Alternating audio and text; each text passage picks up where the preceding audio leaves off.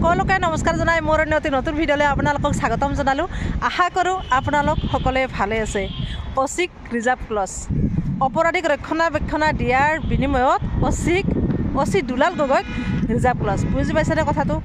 চাওক, জন্মনিৰ ঘটনাৰে পৰা আমি বহুত ঘটনা শুনিব পাইছোঁ, দেখিব পাইছোঁ। যেতিয়াৰ পৰা জন্মনিৰ মৃত্যু হৈছে, সেই অব্যক্ত নিশাটোত জন্মনি সিদিনা কি হৈছিল আমি এতিয়ালৈকে সঠিকভাৱে ক'ব পৰা হোৱা নাই। যদিও জানো, কিন্তু আমি যিটো প্ৰমাণ হোৱা নাই, CBI একো এটা কৰিব পৰা নাই। গতিকে আমি স্পষ্টকৈ ক'ব নোৱাৰোঁ সঁচাকৈ জন্মনি সিদিনাখন আচলতে হৈছিল কি।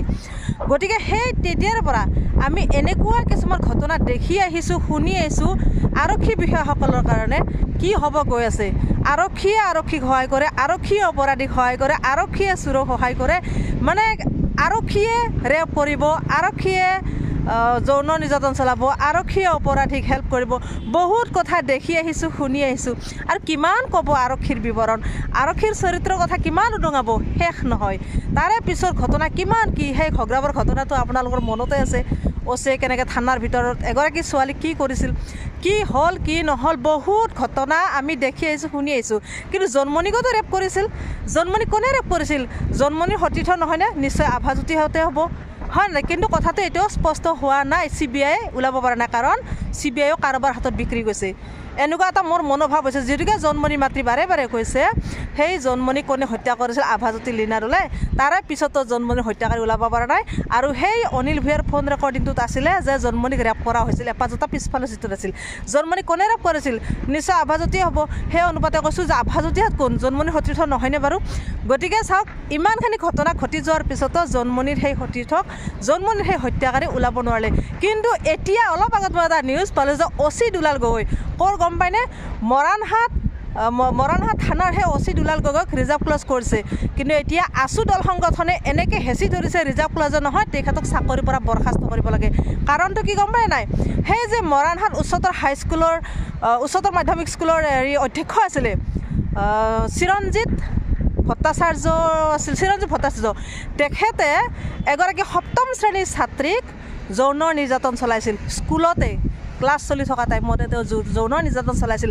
আৰু সেই কথাটো ছোৱালীজনীক কৈছে, ভাবুকি দিছিল যে ঘৰৰ মানুহক বা অইন কাকোৱে যাতে নকয়, এটা ভাবুকি দিছিল। আৰু ছোৱালীজনীও সেই 7ম শ্ৰেণীত পঢ়ি থকা ছোৱালীজনী তেখেতৰ ভাবুকিলৈ ভয় নকৰি ঘৰত কথাটো জনাই দিছিল মাক দেউতাকহঁতক। আৰু মাক দেউতাকহঁতে সেই অচি দুলাল গগৈৰ হাতত এখন এজাহাৰ দিছিল। কিন্তু এজাহাৰ মৰ্মে তেখেতক ঠিকেই গ্ৰেপ্তাৰ কৰিছিলে, চিৰঞ্জিতক ঠিকেই গ্ৰেপ্তাৰ কৰিলে। কিন্তু সঠিক প্ৰমাণ পত্ৰ নিদিয়াৰ কাৰণে তেওঁক আকৌ জামিন দিলে। কিন্তু জামিন কিয় পালে? যেতিয়াই জামিন পালে চিৰঞ্জিত ভট্টাচাৰ্যই, এতিয়া এনেকুৱা এটা উখল মাখল লাগি গ'ল, জামিন কিয় দিলে? ইয়াৰ থানাৰ কোন অচি? বোলে দুলাল গগৈ। এতিয়া দুলাল গগৈক ৰিজাৰ্ভ ক্লজ কৰিলে। দুলাল গগৈ কি বিক্ৰী গৈছিল নেকি চিৰঞ্জিতৰ হাতত? সম্ভৱ বিক্ৰী গৈছে, যাৰ কাৰণে তেওঁ প্ৰমাণ পত্ৰ দিব নোৱাৰিলে। কিয় এনেকুৱা কৰি থাকে অচিসকলে? কিয় এনেকুৱা কৰিলে? আমি গমেই পাওঁ। অচি পৱন কলিতাই কি কৰিছিল? লীনা দলেহঁতৰ জন্মনি মাতৃৰে এজাহাৰৰ পৰা নাম কাটাইছিল, হয়নে? কিয় এনেকুৱা কাম কৰে? অচিসকলৰ হাতত ইমান ক্ষমতা আছে, কিন্তু অচিসকলে নিজে নিজে ভুল কাম কৰি যায়। তাৰে পিছতো কি কৰে? আমাৰ চৰকাৰখনে দুদিনমানৰ কাৰণে মানুহক দেখুৱাই বা ল'বলৈ দুদিনমানৰ কাৰণে ৰিজাৰ্ভ ক্লজ কৰে, তাৰপিছত আকৌ চাকৰিত বহুৱাই দিয়ে। এমাহ দুমাহৰ সময়তে চাকৰি দি দিয়ে। এইটো কথা হ'ল নেকি? তেওঁলোকক চাকৰিৰ পৰা বৰখাস্ত কৰিব লাগে, কাৰণ তেওঁলোক অপৰাধী। তেওঁলোকে অপৰাধীক ৰক্ষণাবেক্ষণ দিয়ে, অপৰাধীক নিৰাপত্তা দিয়া অচি হয় তেওঁলোকে অপৰাধীক যদি নিৰাপত্তা দিয়ে, তেওঁলোকে কি অপৰাধী ধৰিব কওকচোন আপোনালোকে? গতিকে এনেকুৱা অচি, এনেকুৱা আৰক্ষী বিষয়াৰ প্ৰয়োজন নাই আমাক।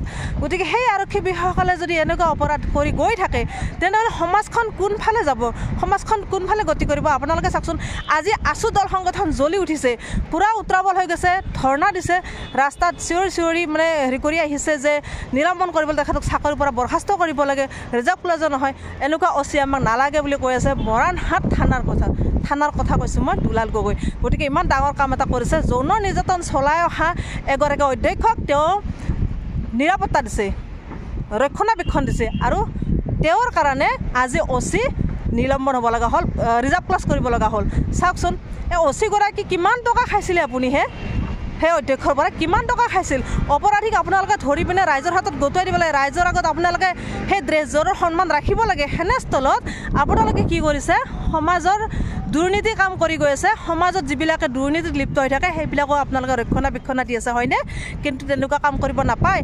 আপোনাৰো ঘৰত ছোৱালী আছে, অচি দুলাল গগৈক কৈছোঁ, আপোনাৰো চাগে ছোৱালী আছে, সেই 7ম মান পঢ়া ছোৱালীজনীৰ নিচিনা। আপোনাৰো ঘৰত ছোৱালী আছে, আপোনাৰ ঘৰত পত্নী আছে। গতিকে এনেকৈ আপোনাৰ স্থানত সকলোকে ৰাখি পিনে এবাৰ চাওকচোন, সেই ছোৱালীগৰাকী যদি আপোনাৰ হ'লহেঁতেন আপুনি বাৰু সেই চিৰঞ্জিতক ৰক্ষণাবেক্ষণ দিলে হয়নে? কেতিয়াও নিদিলে হয়। উচিত শাস্তি দিলে হয় তেখেতক। কিন্তু আজি কি কৰিলে? গতিকে সমাজখন কোনফালে গতি কৰিব? সমাজৰ মানুহে, ৰাইজৰ মানুহে আপোনালোকক কেনেকৈ বিশ্বাস কৰিব? আপোনালোকৰ ওচৰলৈকে কেনেকৈ এজাহাৰ লৈ যাব? আপোনালোকৰ ওচৰলৈকে কেনেকৈ কেছবিলাক লৈ যাব কওকচোন? আপোনালোকে যদি এনেকুৱা এটা কাম কৰি ফুৰে। গতিকে জন্মনি মাতৃ কেনেকৈ আহিছিল আপোনাৰ সেই অচি পৱন কলিতাৰ ওচৰত এখন এজাহাৰ দিছিল, কিন্তু কি কৰিলে? জন্মনিৰ কেছটো কোনোফালে একো কৰিব নোৱাৰিলে, সেই এজাহাৰবোৰ নম্বৰ কাটি দিলে। কাৰ আদেশত কাটিলে? লীনা দলে আদেশত। লীনা দলে কি কেছটোৰ কি তাৰমানে কেছটো তাই কৰিছিল নেকি? লীনা দলে জন্মনিক হত্যা কৰিছিল নেকি লীনা দলে, যাৰ কাৰণে কেছৰ পৰা এজাহাৰৰ নাম কাটালে? নিশ্চয় সেইটোৱে হয়। আৰু যদিকে জন্মনি মাতৃ গৈছে, গতিকে এইবিলাক ভুৱা।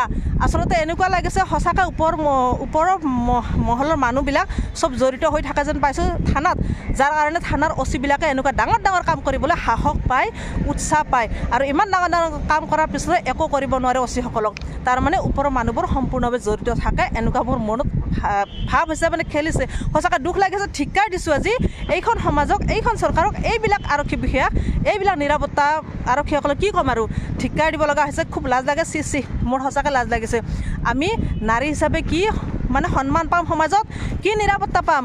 এই আৰক্ষীসকলে যদি আমাৰ মানে নিৰাপত্তা নিদিয়ে আমাক, আৰু আমি কি ভৱিষ্যত আগুৱাই যাব পাৰিম? সেই ছোৱালীসকলৰ ভৱিষ্যত কিয় নষ্ট কৰি পেলাই? তেওঁলোকে কি আগুৱাই যাব? গতিকে আৰু কিনো ক'ম, জন্মনিক অতি সোনকালে ন্যায় দিয়ক। জন্মনিক কোনে ৰেপ কৰিছিল, কোনে হত্যা কৰিছিল, সকলো কথা যদি অতি সোনকালে পোহৰলৈ আহে তাৰে কামনা কৰি আজি মই মোৰ ভিডিঅ'টো সামৰিছোঁ। আজিলৈ বাই বাই।